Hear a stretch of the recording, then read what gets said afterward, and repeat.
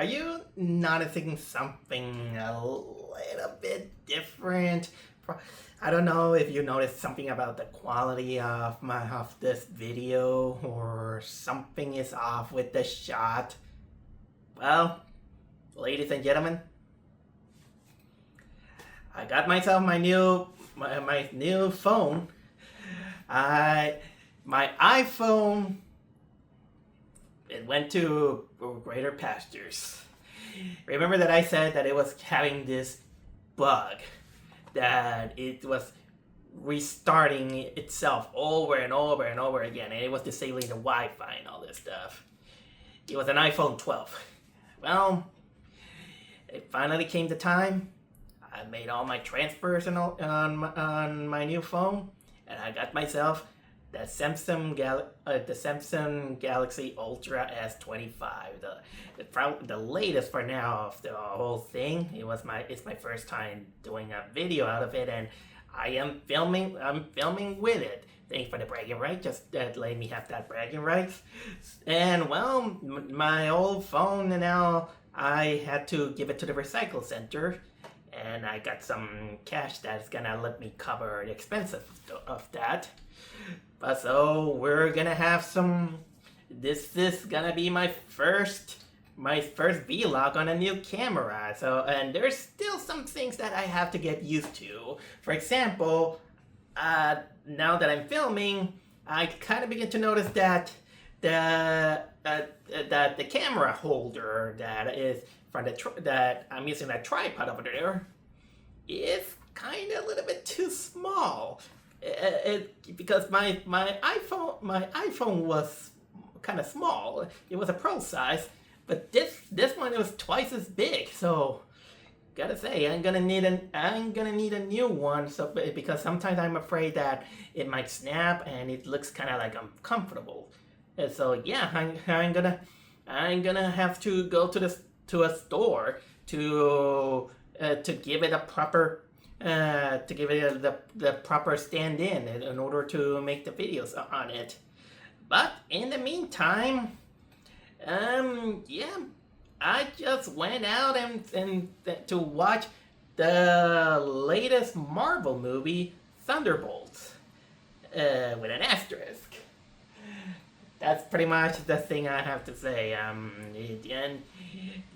And well, we start out the summer blockbuster season. I don't know if I have to call it like that, considering that now movies are not as exciting as it is because, well, you know, the culture that is happening right now. Except for a few ones, and Marvel is honestly on the decline considering the quality of movies that it has.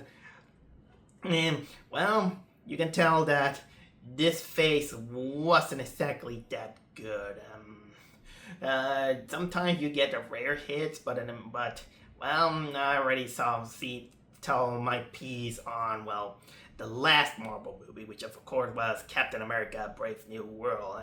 That I jokingly still kind of call it Captain Popsicle, mostly because of the color scheme. And I already talk about this movie, but still I'm gonna reiterate that that movie. The more I started thinking more about it, it got worse and worse. and it's a lot more, and it got worse once you think about it. And of course, that the development hell what doesn't excuse the poor management of that movie. And of course, as much as I do respect the guy who played Falcon and now he's Captain America, there's still, of course, the thing that he doesn't seem like Captain America material. I'm sorry, but the way they handle the character, I really feel like more like an upgraded Falcon and not Captain America. And well, now then Thunderbolts came, and ever since I saw the trailer, I had, of course, no faith at all. Honestly, I lost kind of like my face on Marvel every single time because it kept being disappointing. You can tell that it wanted to shoehorn. It has kind of like this pretentious air that they every time a movie one of those movie comes out, they think that they're basically wants to change the world and all that stuff. And you know what I'm getting at. I'm not gonna go too much kind of like into it. It kind of becomes a little bit too pompous. But the biggest thing that made me lose my faith on Thunderbolts was because it's basically the sequel to Black Widow. That's how I felt that it is. And Black Widow still is top on my worst Marvel movie I have ever seen. I really despise the Black Widow movie, and this is me thinking that I dethroned Iron Man 3 as the worst Marvel movie. I can tell that they're hit or misses, but that Black Widow was so much garbage that I really despise it. And you know what? And considering that's when I saw the trailer, it had kind of like the characters from that Black Widow movie. It was like, God, what they're gonna do with this? So I had no faith on Thunderbolt, and in a way, I was not gonna lie, I was kind of like dreading it. But then the initial reactions came, and people were saying like, "Oh, great! This is the Marvel comeback we were waiting for. This movie was great and all this stuff." But I've been hearing also that it was gonna tackle depression and mental health, something like that. And you saw me how I had my opinions on The Unbreakable Boy, which is kind of like the last movie I saw about mental health. So I was kind of like a little bit ready to dreading it, and I thought that I had to take my pride and watch of course the impending doom of Thunderbolts, because I started ever since say Phase 1, and sometimes it almost feel like a movie aficionado that I have to see the sinking of the ship, almost like kind of like a respect to it. So I finally watched it today, and I will say that people are really exaggerating when they say that this is a comeback to the good Marvel movie, because it isn't. It isn't the Marvel comeback that you have been waiting, or that people tend to overhype it. But it was good in itself. The movie is good. It's better than I expected. But at the same time, this was a depressing sit. That movie was depressing. And for a movie that is very well known for being fun, action-packed, chipper, and it has that, but the way it was executed, it kind of felt like there was no joy on this movie. And I don't know if it's by myself, because of me, or because of the tone in itself, but man, sometimes, this movie because of the theme, it kind of became unintentionally depressive. It's almost, how can I describe it? It's almost like someone who is an emo wanted to make a very depressing movie. He's like, I want to make a movie. I want to see how sad I am. And sometimes, just like happiness, sadness and depression can also be contagious. And it almost felt like that. It's almost, it's kind of like this weird moment. It's almost like this movie was a weapon made by a villain from the Care Bears, who made a movie in which it attracts people, and anyone who watches it kind of sucks the color out of it. And ironically enough, it kind of makes me kind of like sad. This movie makes me that movie then make me depressed. That made me remember all the depressing movies I ever seen. But again, the movie in itself is not bad. There also, I mean, there's some things that doesn't work, but compared to the last Marvel movie, it is an upgrade.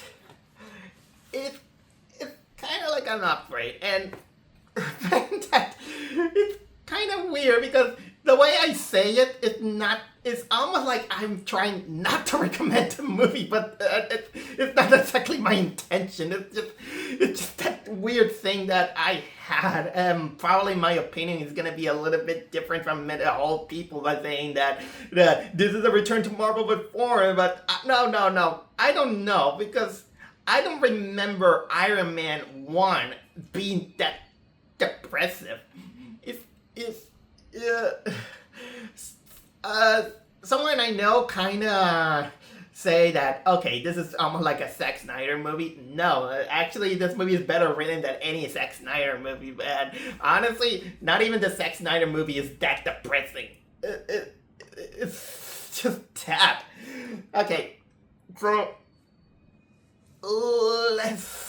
let me try my best, because if you know me during my vlogs, I'm not exactly kind of like the best on making vlog reviews about Marvel movies. So the movie, of course, is self-aware, and it takes place right after Captain America Brave New World, in which basically New York's the Congress and all this stuff, they're kind of arguing that the Avengers are gone, so they kind of like are not needed. But at the same time, they're trying to impeach this. What was it? The governess, who is played by Julia Louis-Dreyfus.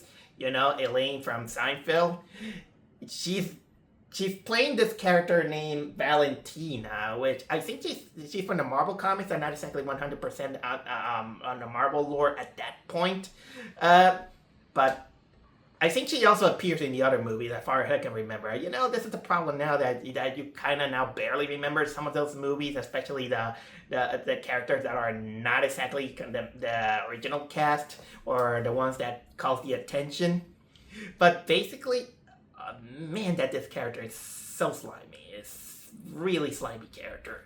I haven't despised this character from a Marvel movie a lot, but in a good way, I'll say, because that's the point. That's technically the point of the character. But anyway, she is basically kind of like the head of the, you know, that Assassin's League where Black Widow was involved into it, and they want to impeach her, but apparently they can't do it because there is no physical evidence about it, and then she wants to get rid of any evidence involving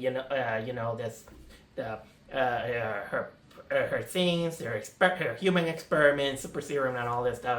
Hard to remember. I keep track of it, and part of it is that she also.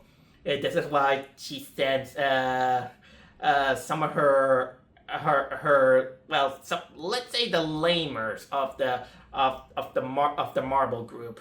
They want to put them together in order so they can kill themselves, but then they kind of realize that that's all a ruse.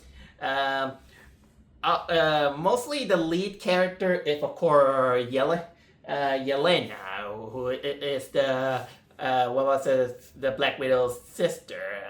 Of course, she's played by Florence Pugh. We also have Ghost, the villain from Ant-Man and the Wasp. There's also Taskmaster, one of the few things that I absolutely despise from the Black Widow movie. And of course, they also got this John Walker, this Captain America wannabe, who I had no knowledge about this guy because he only appears in the Disney Plus series. What was Falcon and the Winter Soldier? So people who only watches the movies are gonna get lost about this guy. About like who in the world is this guy? Yeah. So they got sent to kill each other because it was all a ruse. But then of course they realize that it was all a trap, and then they find this guy who apparently was on that warehouse. He doesn't know who he is. He apparently has amnesia. And it's a guy who they call him Bob. He's played by Lewis Pullman. And of course now it comes kind of like in which these group of quote unquote losers of the Marvel movie, they have to join together to try to escape from Valentina. We also of course have the big daddy of himself. What was it? The Red Guardian. Played by David Harbour. And yep, we also have the congressman, the recent congressman, Bucky Barnes. Winter Soldier, played of course by that very talented Sebastian Stan. And well, then it mostly kind of centers on the Bob character, who there's something kind of like wrong with him. They have pity on him because the guy doesn't remember who he is. But apparently there's something about him. And I will tell a little bit more about that. But let's say that this is kind of a little the most I don't care kind of cast I have ever seen. Let's start, for example, with Florence Pugh as Yelena. I never cared for her. And what makes you think that I'm gonna care for? What makes you think that I'm gonna care in this movie? She. Give me a second. I'm just gonna. It's just not to make the screen dark, But here's the thing. I was never a fan of her. Not even her acting I consider it good. And I know that she wanted to make kind of like a character who's kind of like always, almost robotic in a way. She has kind of like this big, thick Russian accent. She's kind of, she has kind of like an interesting arc on this one in which she has to come in terms of, that she is washed out. She doesn't want to be, doing assassination jobs anymore. She still feels lonely because of the death of her sister, Black Widow. And she wants to kind of like a place to belong, and she's depressed about it. But I couldn't get too much into her acting. Her acting is so dry that I felt almost like no emotion for her. And she's okay, and I don't know if it's kind of like that's the kind of character that it was, but I never liked her even in on the Black Widow movie, and this kind of make it out for me hard to empathize with this character. There is what was it? We got Ghost. She played by Hannah John Kamen. I think that Ghost is also another unremarkable villain because I clearly also forget about her because she was the villain from Ant-Man and Wasp, and boy, that I forgot a lot about her. So she has these powers that that she can turn invisible and she can go into wolf, but in a way I don't remember so much about her, but that I kind of like I was like and I don't care kind of way. And this is kind of like the problem when you make kind of like when you put kind of like a cast of characters that are mainly unremarkable, and you want to put them kind of like in a positive light, in which the movie kind of has that opportunity, but it didn't resonate kind of like a lot to me. There's also Wyatt Russell, who plays that Captain America wannabe, John Walker. I absolutely knew nothing about this guy. I only saw him kind of like a Captain America, just being a little bit a little bit of a jerk. Yeah, but funnily enough, at least the movie gave us a little bit of a kind of like a tidbit to at least know something about this guy. And ironically enough, the way he fights and the way he dresses up, I believe it that he's even more fit to be the new Captain America than the current Captain America. I'm sorry, I don't want it to do that, but I believe that guy be more Captain America than the current Captain America. Weirdly enough, and you know what? Maybe they could have worked on that, in which this jerk could actually come into terms and bypass his douchiness in order to become Captain America. Although it wouldn't be, the same, but maybe we could call him Dark Captain America. I don't know. I don't know, but he was kind of like there, I'll say. Although there was something interesting about this guy, and but again, I'm going blind because I haven't seen what was it? The Falcon, the Falcon and the Winter Soldier. The Red Guardian is kind of a little bit one of the few characters that's actually having fun with the role. It's kind of like this. He's basically Russian Captain America, and he just wants to revive, the old glory days of when he was hailed as the hero of Russia. He's just trying to cope with the life, he's trying to cope with the life of living in the United States, and he just wants to be part of something grandeur. He wants to go back into the glory days. Glory days. That's basically this character. And the less I talk about Taskmaster, the better.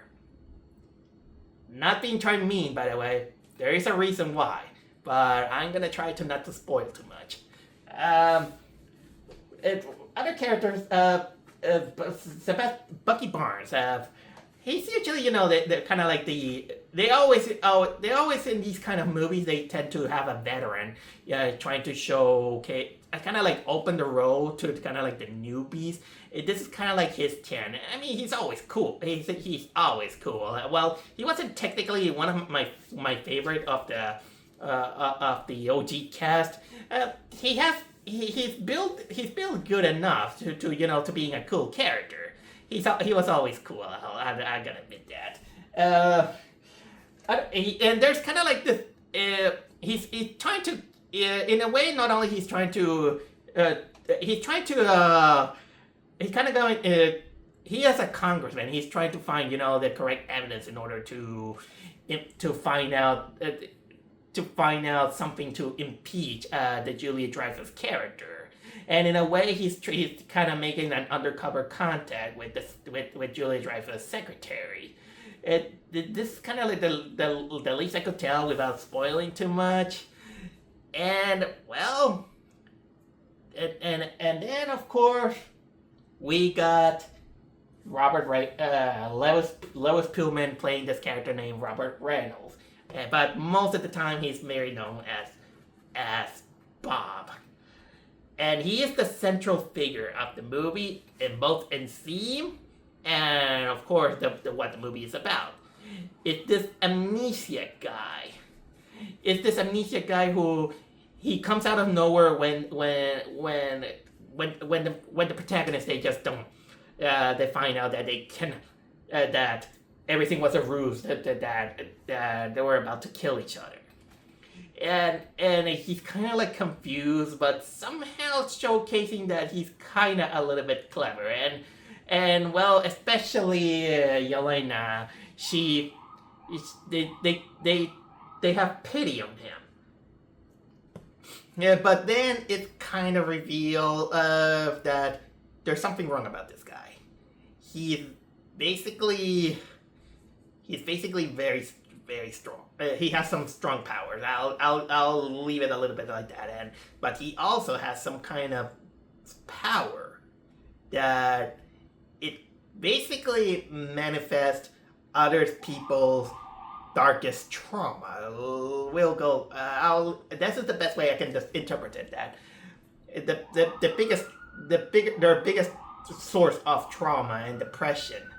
He can trap that person in their mind whenever they touch them, and he uses that kind of power.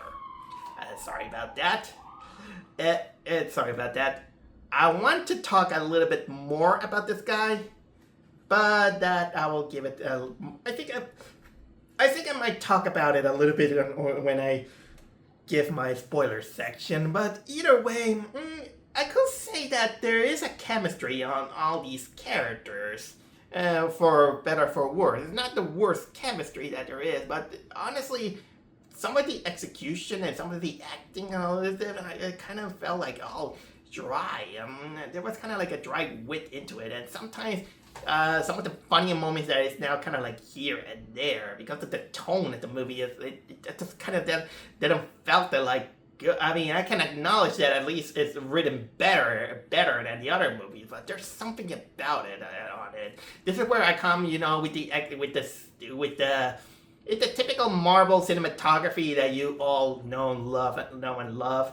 Also, this is one of those where it's not very colorful. This movie is kind of like dim, I'll say. The colors of the cinematography and the lighting is all kind of like dim, and this is mostly because it wanted to showcase that everything is down, depressing. There's kind of even the music and all this that doesn't feel kind of like vibrant. It's like watching kind of like a sad movie. And this is supposed to be Marvel, and you know what? I might criticize what it is for this, and I don't mind because the Marvel movies sometimes nowadays they kind of tend to experiment on their style, although nowadays it's kind of like very hit or miss. But you know what?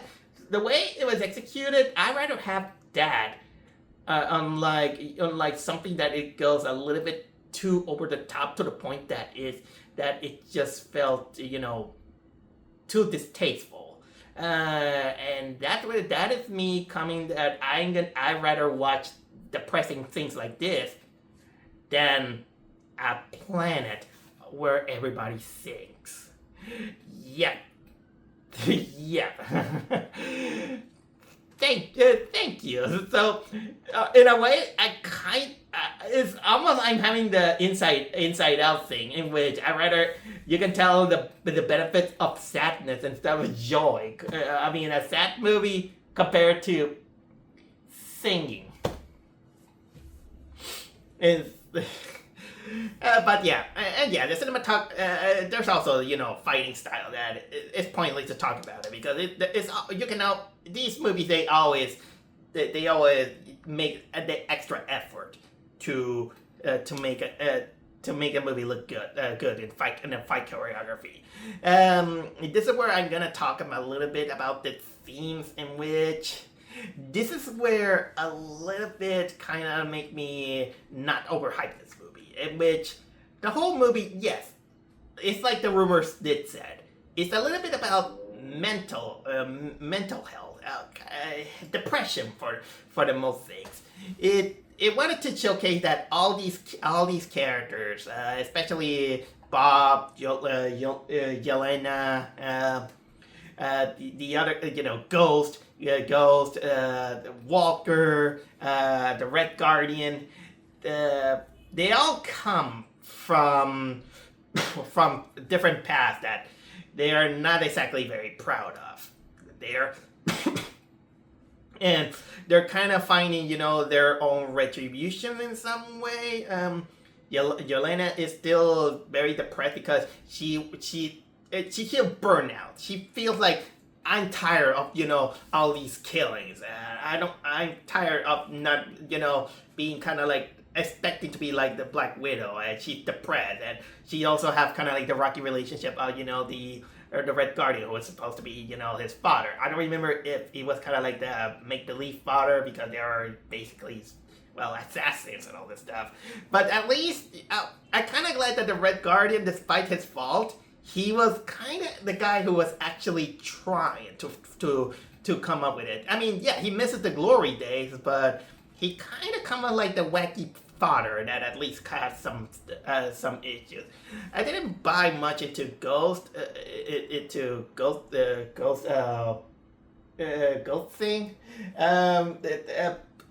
I also, Bucky Barnes. He is kind of like the veteran, and he knows what he's been through. He kind of wants to see all these characters going through with it. Oh yeah, I forgot about Walker, of course. Walker, he kind of became kind of like my most interesting character. He didn't exactly sound like he was kind of like he I don't know much about him, but for the little one what I saw, he was he's also with he also had the super soldier serum. He basically kind of became like budget Captain America, and he had kind of like a salty relationship with his wife and his baby daughter. Yeah, I don't know much about him, but again, I found him interesting. And of course, Bob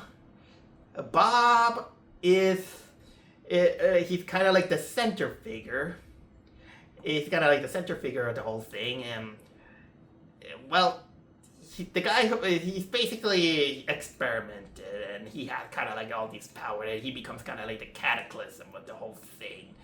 And the movie then reveals that the guy also had kind of like this harsh past, and that kind of left him into a big depression, and whenever he remembers and all this stuff, and of course, Valentina wants to exploit that because she is doing her darnest so she can keep her position of power and much more. She's kind of like, she wants to be kind of like this, wants to look herself as kind of like the savior, right? But of course, she can go to any length like any other slimy politician villain that you can see in almost like these kind of movies.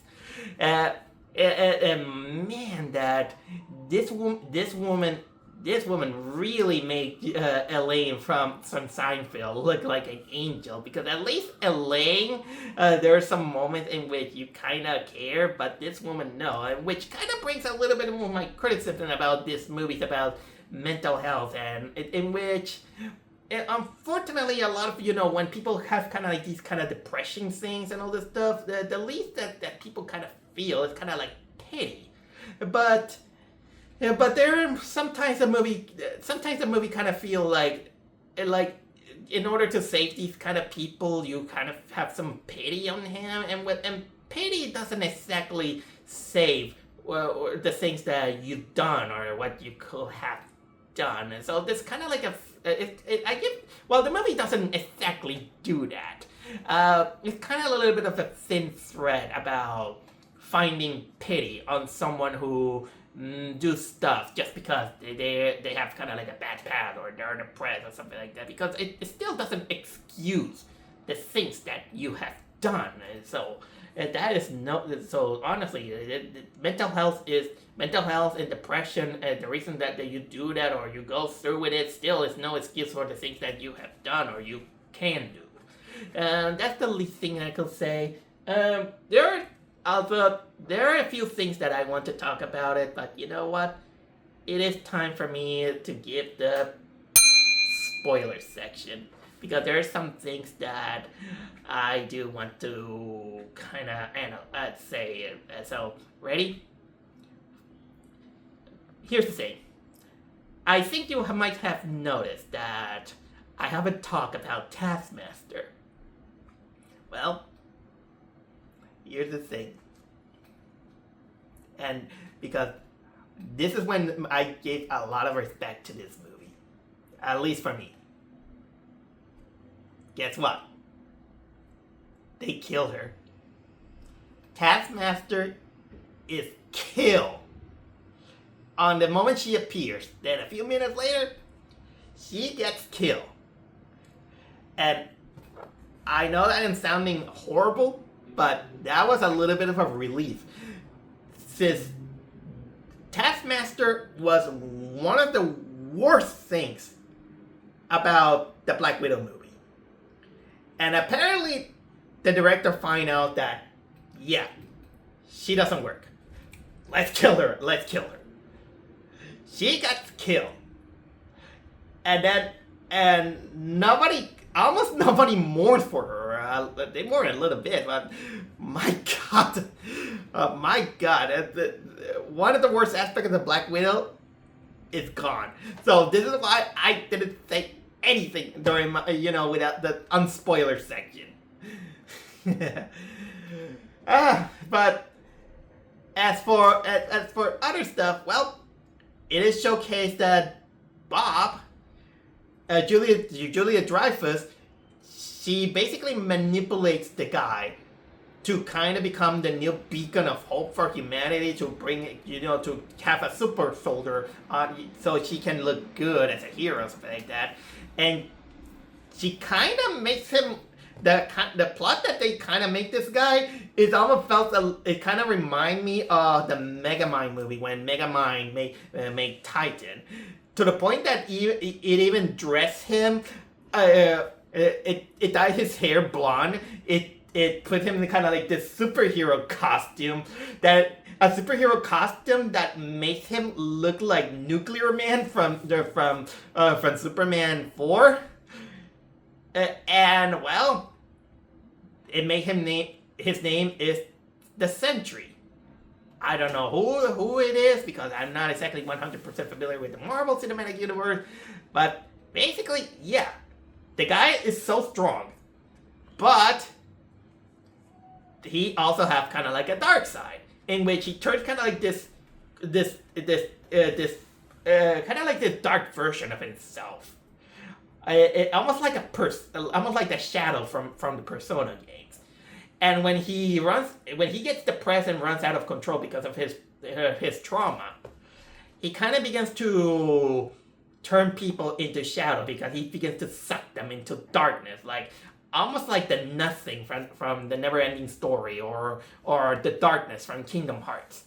And it kind of gets scary, but the movie wanted to go a little bit into its taijutsu kind of thing, in which they go into his world, and in which they try to appease him to say that, hey, you're not alone. It's almost like a guy who needed a hug, because, well, the guy had kind of like a horrible past. It's the typical thing. He came from a bad family. He turns a little bit into a junkie, and then he was found or volunteered himself for the experiment, an experiment that I failed to mention that experiment to make these super soldiers, it didn't go well for a lot of people. A lot of people died on the process, but he was one of those that survived. And apparently he was he was strong enough in order that he was just encased into this warehouse. And then when the protagonist came, he just woke up with no memories. And then it kind of showcased that, yeah, he has he has no memories and all that stuff. And of course, he has to, battle his dark side, and because they have to free the people, because he was engulfing the whole city with darkness and all this stuff. And in a way, in a way, I kind of get it. Also, the whole thing, it kind of felt kind of like depressing. I'm telling you, during the whole, I think that was the kind of like the point of the movie. Maybe it's just me.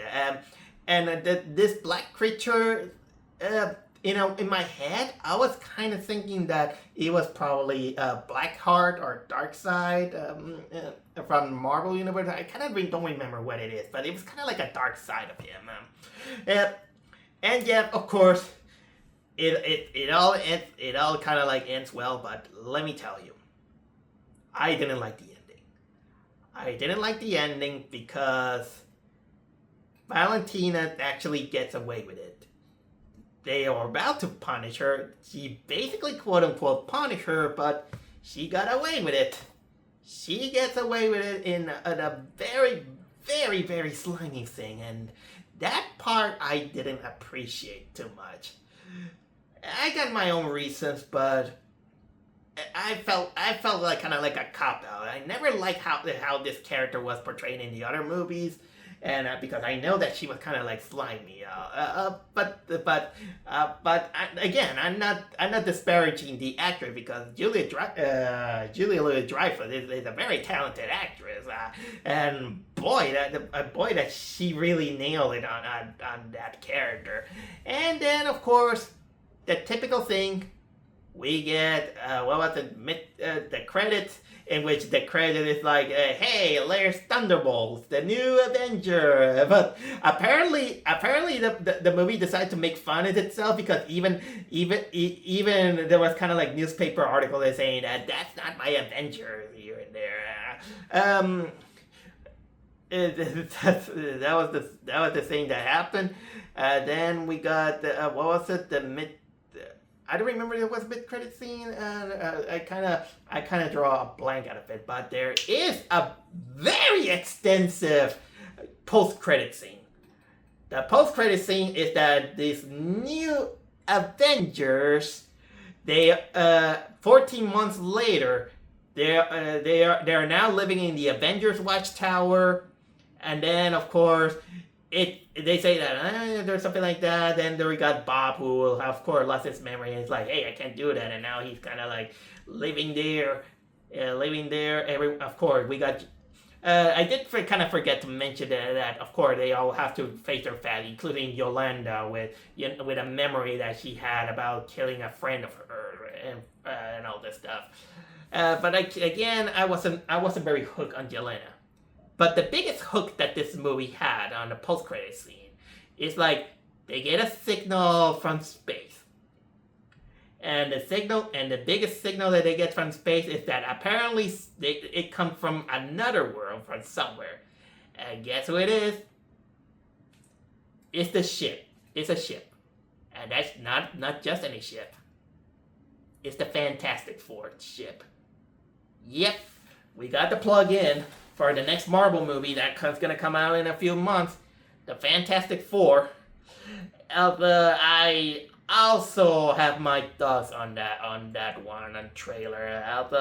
I think that probably that Fantastic Four movie, at least for this credit, doesn't look like it's going to be kind of like a depressing sit to like I had with Thunderbolts. But in the meantime, that's all of my spoiler section. So, yep, that is my vlog on Thunderbolts. At the end, yep, it was good for what it is. Although I did have to criticize that this movie made me feel more depressed than what it wanted to be, and maybe that was kind of like the intention. It was a movie about depression, but in a way it was actually written by someone who probably has an emo mentality. There was something kind of like nihilistic on that, on the execution of it, and it's not as, and well, probably just like